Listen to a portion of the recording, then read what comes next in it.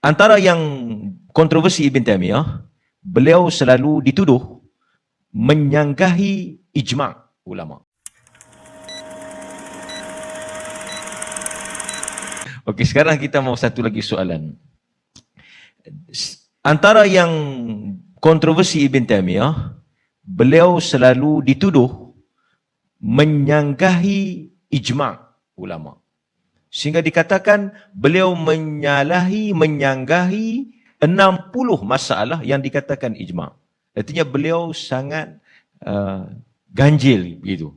Mungkin boleh diberikan pencerahan. Sebentar ya. Saya teringat satu kitab kalau tema ini.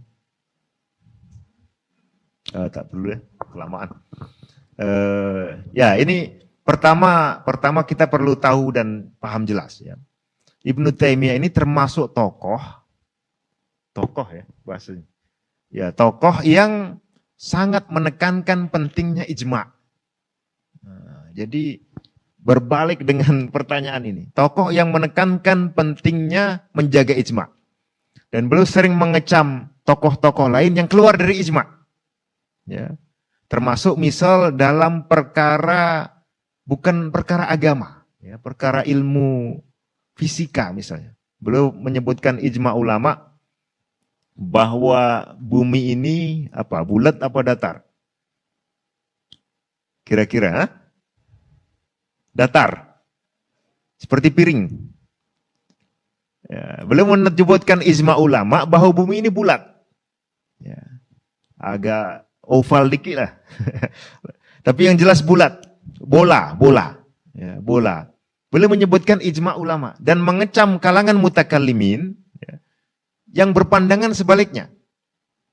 Ya, itu masih ada sampai zaman-zaman berikutnya. Antum kalau baca tafsir Jalalain, itu di situ disebut bumi itu datar, musattahah.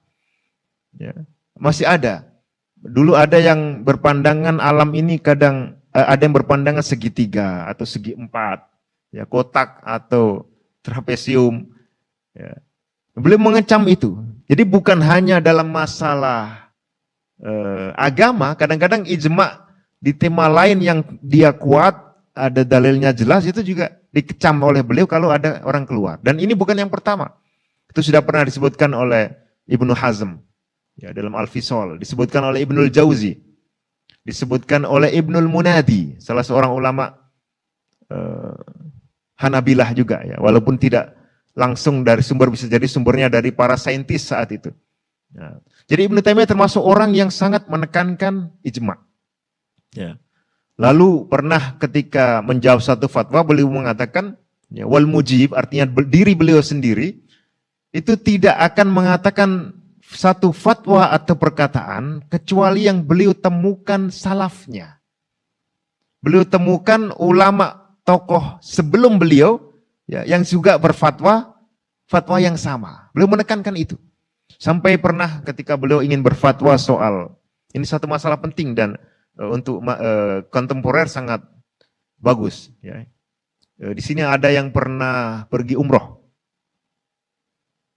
Belum? Ya, 1 tahun lagi insya Allah. Dulu umroh itu berjalan kaki atau naik kuda atau naik onta, ya, lebih simpel. Sekarang pesawat dan harus sudah pesan tanggal atau tarikh 1 misalnya sampai tarikh 12. Ya, sudah dipesan hotelnya, ya, sudah di booking tiket pesawatnya dan seterusnya. Sudah ada tanggal pasti keberangkatan, kepulangan. Ya. Tapi ada masalah untuk, mohon maaf, kalangan akhwat atau muslimat. Ya. Ketika datang bulan, ya, pas dia datang di Mekah, sementara dia hanya punya waktu misal berapa? 5 hari. Nah, umumnya ulama berpandangan orang yang sedang datang bulan tidak boleh melakukan apa? Tawaf. Dan Sayyidah Aisyah ketika datang haji memang dilarang Rasulullah. Beliau mengatakan if'ali ma yaf'alul hajj wa alla tatufi bil bait. Ya, lakukan yang biasa dilakukan amalan jamaah haji yang lain, tapi jangan melakukan tawaf. Tawafnya nanti setelah suci. Nah, itu kalau dia tinggal di Mekah, ya, duduk kat sana lama, harinya cukup. Kalau tidak cukup bagaimana? Nah, ada 2 pilihan. Dia pulang tanpa membawa haji, tanpa membawa umroh. Ya. Dan ini berat, apalagi kalau tidak sejak awal berniatnya dengan tambahan seperti itu. Jadi harus datang lagi. Ya. Atau dia tetap tawaf dalam kondisi belum suci. Nah, ini difatwakan oleh beliau. Ya, kalau dalam kondisi normal jangan, tunggu dulu sampai suci baru silakan tawaf. Ya, tapi kalau sudah besok misal pesawat akan pulang, ya, maka beliau memilih pendapat pandangan boleh orang haid itu melakukan tawaf. Karena dalil-dalil yang mengatakan orang haid tawafnya tidak sah tidak ada. Hanya ada dalil itu tadi. Rasulullah melarang Sayyidah Aisyah untuk melakukan tawaf ketika masih haid. Tapi sebelum haji selesai, Sayyidah Aisyah sudah suci. Sehingga beliau melakukan tawaf. Tidak ada, bahkan beliau ingin menambah umroh. Tidak ada kasus di mana sahabat ini atau sahabiah, ya, sahabat wanita itu belum suci, ya, tapi dia belum tawaf. Nah, kasus ini tidak ada. Jadi dalil untuk melarang wanita yang haid untuk tawaf, ya, ketika kondisi sudah mendesak tidak ada yang kuat. Nah, beliau melihat pandangan itu dan sudah ada sebelumnya ulama. Satu pandangan di mazhab Hanafi kalau tidak salah, ya. Kemudian di sebagian akwalnya Imam Ahmad. Nah, jadi beliau juga bukan menentang ijma. Walaupun sebagian orang menganggap itu menjelisihi ijma karena kurang wawasan. Ya, tidak tahu ada pandangan seperti itu. Nah, ini contoh. Ya, jadi pertama beliau sangat menekankan pentingnya ijma. Yang kedua beliau sering membantah orang lain yang keluar daripada ijma. Ya. Sulit dibayangkan orang seperti ini kemudian menentang ijma atau sampai puluhan, ya, ijma. Itu hanya ijma yang dianggap ijma karena dia ilmunya kurang. Nah, makanya yang ketika kita teliti ternyata ada semua. Ya. Seandainya pun ada keliru 1, 2, 3, 4 wajar. Karena ulama bukan bukan orang yang maksum atau terjaga dari kesalahan. Ya tinggal dikoreksi saja kalau memang salah. Ya, jadi secara prinsip tidak ada teori bagi Ibnu Taimiyah untuk keluar dari ijma. Ya. Kemudian secara praktik ternyata itu bukan ijma. Ya, ada salah satu pandangan yang termasuk ketika dalam masalah talak. Ya. Beliau bukan keluar dari ijma karena talak 3 ya, ketika mengucapkan antitolik dalam satu kali duduk, ya, itu menurut madhab yang 4 memang dia jatuh 3. Tapi itu madhab yang 4. Ya. Ijma'nya madhab yang 4 bukan hujjah. Yang hujjah itu ijma'nya seluruh ulama. Ya. Sementara ulama bukan hanya madhab yang 4. Ya. Itu ketika zaman Rasulullah dan ketika zaman Abu Bakar As-Siddiq, itu tidak pernah dihitung sebagai 3 talak. Ketika zaman awal Khalifah Umar bin Khattab juga tidak dihitung sebagai 3 talak. Dihitungnya tetap 1 karena dalam satu putaran, ya, masih belum iddah, masih bisa dirujuk. Nah, tapi di pertengahan Khalifah Umar melihat orang suka bermain-main. Semestinya, sepatutnya, ya, seharusnya talak itu 1 saja, antitolik. Sudah. Ya, kemudian beri kesempatan untuk bisa rujuk. Ya, kalau tidak maka berarti dia sudah jatuh 1 kali talak. Ya. Masih ada kesempatan untuk rujuk. Kalau tidak dirujuk, masa iddahnya habis, berarti sudah pisah suami istri. Dulu seperti itu. Tapi kemudian orang tidak puas. Mungkin emosi, tidak puas. Kamu saya cerai. Tidak puas begitu dia, kamu saya cerai. Kamu saya cerai. Kamu saya cerai. Dihabiskan kuota cerai sekaligus. Ya, di malam hari begitu. Esok hari menyesal. Itu banyak sering terjadi. Nah, Khalifah Umar melihat ini orang sudah mulai bermain-main dengan talak. Ya, akhirnya beliau sudah kalau gitu kita hukumi ini jatuh 3.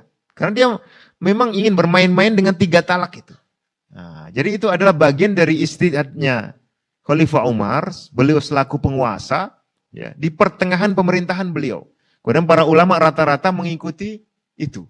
Nah, ketika Ibnu Taimiyah punya pandangan yang seperti halnya zaman Umar yang pertama dan zaman Rasulullah dan Khalifah Abu Bakar As-Siddiq, ini bukan menyelisihi ijma.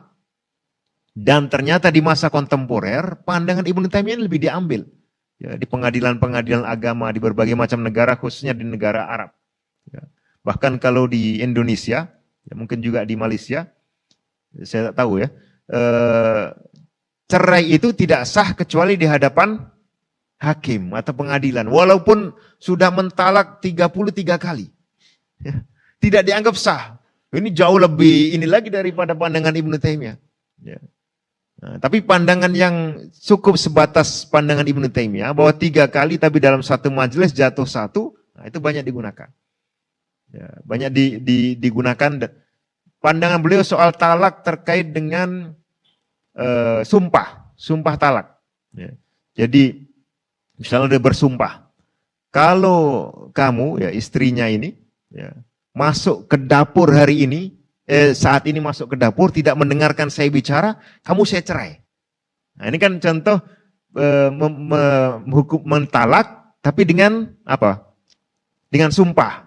Ya, dengan sumpah, kalau sesuatu syarat yang disumpahkan itu terpenuhi, maka dia cerai. Itu kata beliau, ini sumpah, bukan talak. Ya.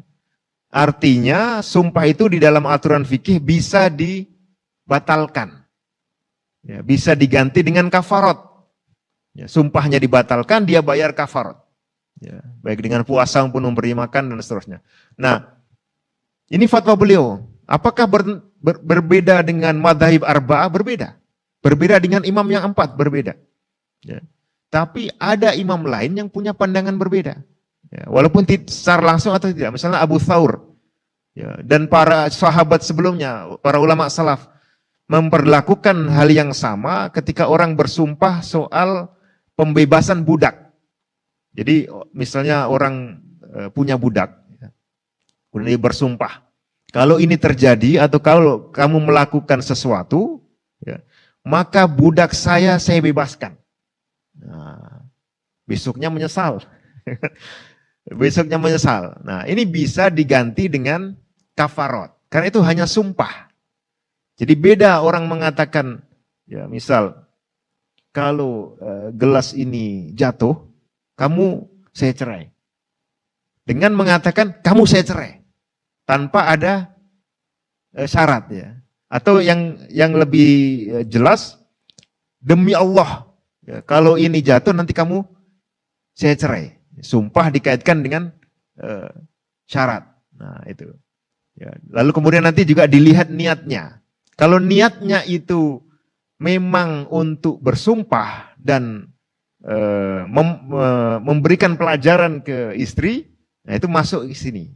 Tapi kalau niatnya dia memang ingin menjatuhkan talak, nah itu beda lagi. Sesuai dengan niatnya, bukan hanya sesuai dengan lafalnya. Nah ini contoh pandangan beliau ya, yang beliau dipenjara gara-gara itu, ya, dibantah banyak ulama, ya. Lalu dianggap menyelesaikan ijma, padahal sebenarnya tidak menyelesaikan ijma. Dan di zaman kontemporer sekarang justru banyak berlaku. Ya, justru banyak berlaku. Bahkan diperluas tadi, ditambahi. Contoh pandangan Ibnu Taimiyah yang banyak digunakan zaman sekarang. Ya. Ada masalah perdagangan emas. Emas ditukar dengan emas, harus sama beratnya atau tidak? Harus sama beratnya. Kalau tidak itu riba. Ini kalau emas murni, emas batangan, apa namanya di sini? Emas tulin, ya. Logam murni. Tapi ada emas yang sudah berbentuk perhiasan. Ya, kalung. Apa kalung itu? Rantai. Rantai. Kalau kita rantai itu buat motosikal ya. Ya, ada kalung ini, kemudian gelang perhiasan yang dia dari emas asli ya, ada proses ya, ada usaha, ada kerja. Kerja ini ada nilainya. Nah, kalau ditukar berbeda seperti itu, ya, nah, Ibnu Taimiyah punya pandangan membolehkan dengan beberapa syarat. Nah, dengan beberapa syarat, termasuk kalau ada pedang, ada emasnya. Nah, itu ada dibolehkan tapi dengan beberapa syarat. Ya. Ada argumentasi panjang. Ya, termasuk kalau tidak salah dan beliau mengkritik pandangan yang berbeda. Ini contoh. Ya. Zaman sekarang fatwa Ibnu Taimiyah ini digunakan, termasuk misalnya di Indonesia, di MUI, ya, Majelis Ulama Indonesia, digunakan sebagai sandaran untuk membolehkan perdagangan komoditi emas, ya, yang tidak cash, tidak tunai, karena dianggap sudah bukan perdagangan ribawi, ya, tapi berlebihan. Jadi dianggap bahwa perdagangan emas batangan atau emas dengan uang itu pun boleh. Padahal Ibnu Taimiyah tidak sampai ke sana. Orang-orang tidak ada menganggap ya ini sebagai sesuatu yang orang yang mengeluarkan fatwa itu dipenjara. Padahal fatwa-fatwa seperti itu dulu sangat sensitif. Nah, ini salah satu contohnya. Silakan kalau ada.